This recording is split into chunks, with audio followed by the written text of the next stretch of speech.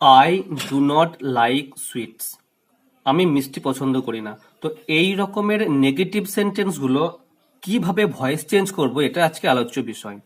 তো দেখো, প্রথমে দেখতে হবে এটা কোন টেন্সে আছে। তো এটা প্রেজেন্ট টেন্সে আছে সেন্টেন্সটা। অবজেক্ট কোনটা, সাবজেক্ট কোনটা, এটা দেখতে হবে। তো অবজেক্ট কোনটা, সুইটস। অবজেক্ট সাবজেক্ট রূপে প্রথমে চলে আসবে সুইটস। তো সুইটস যেহেতু প্লুরাল নাম্বার, তা এই এই সাবজেক্ট অনুযায়ী অক্সিলারি ভার্ব হবে। এটা যেহেতু নেগেটিভ সেন্টেন্স, সেই জন্য আর এর পরেই নট বসাতে হবে। তো সাবজেক্ট অবজেক্ট রূপে সামনে আসলো সুইটস, অবজেক্ট সাবজেক্ট রূপে সামনে আসার পর সাবজেক্ট অনুযায়ী অক্সিলারি ভার্ব বসলো। তারপরে যেহেতু নেগেটিভ সেন্টেন্স, নট। এরপর এরপর কি না, ভার্বের থার্ড ফর্ম, লাইকের থার্ড ফর্ম কি, liked, LIKED, liked by I. অবজেক্টে কি হবে, me. Number 2, the girl did not break the cup.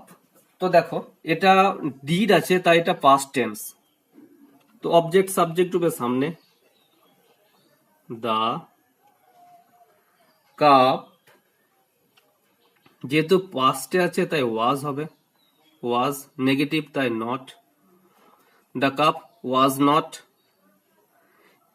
তারপর কি হবে, ব্রেকের থার্ড ফর্ম, ওয়াজ নট করা হয়ে গেল, নাবাচক করা হয়ে গেল, broken, BROKEN, was not broken by the girl.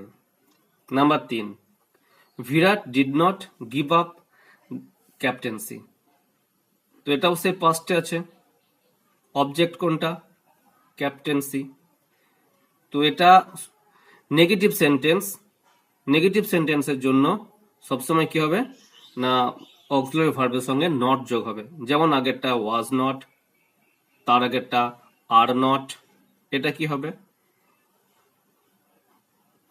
Captaincy,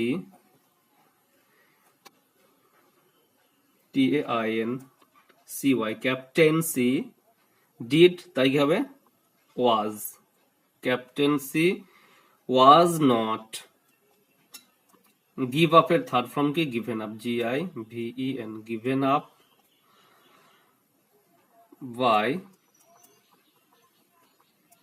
Virat. Number 4, এটা দেখো, I did not write you the letter. এটাও পাস্টে আছে এবং এখানে দুখানা অবজেক্ট আছে। ইউ একটা অবজেক্ট, দা লেটার একটা অবজেক্ট। আমাকে যে কোনো একটা অবজেক্টকে ধরে সেন্টেন্সটা করতে হবে। তো আমি এখানে দা লেটারটাই ধরছি, দা লেটার। তো যেহেতু দা লেটার নির্দিষ্ট করে দেওয়া আছে তাই কি হবে, ওয়াজ নট। রাইট এর থার্ড ফর্ম কি, রিটেন, WRI, রিটেন বাই আয়ের অবজেক্ট কি, মি। ব্যাস, the letter was not written by me. I did not write the letter, আমি চিঠিটা লিখিনি, চিঠিটা আমার দ্বারা লেখা হয়নি। নাম্বার 5, মানু will not read the novel. এটা কিসে আছে না, ফিউচারে আছে।